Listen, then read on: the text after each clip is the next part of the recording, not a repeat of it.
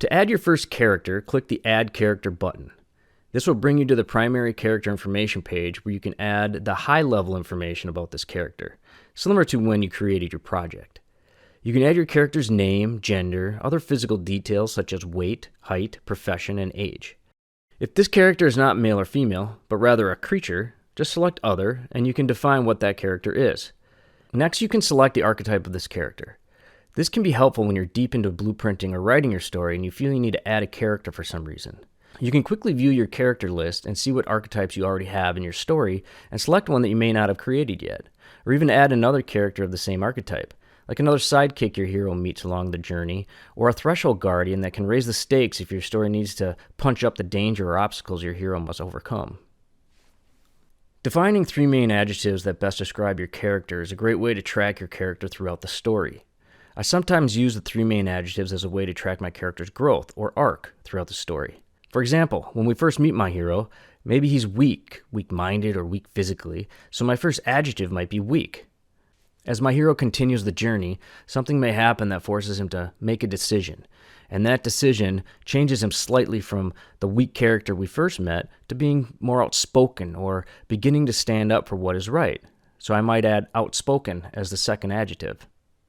And finally, once the hero has completed the journey, he may now be a leader, and the weak character we first met is unrecognizable. Our hero has completed their arc, so maybe I use leader for the third character adjective. I've also used these 3 adjectives to describe who this character is when we first meet them, and these 3 adjectives are essentially the obstacles our hero must overcome to obtain their objective.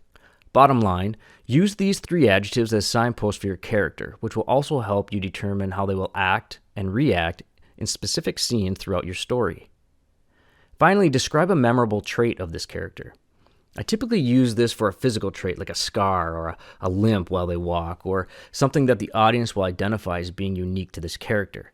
This memorable trait could and should become part of the great setup and payoff in your story, like Roger Verbalkint's limp in Usual Suspects. Again, I typically reserve this as a physical trait, whereas the 3 adjectives are more internal or personality focused.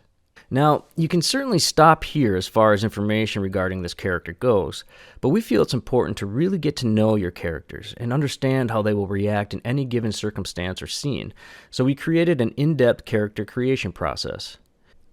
This is essentially the character dossier we use when creating and developing characters. We don't use it for every character, just the main characters of the story who we feel it's important to understand their backstory more in depth. Most of this character information won't show up on screen specifically or visually, but developing this character dossier is a fantastic way to uncover juicy details and nuggets about your character that informs you where they came from and what may have happened to them before your story began, providing insight on the 3 main adjectives and that memorable trait you defined on the main character creation page.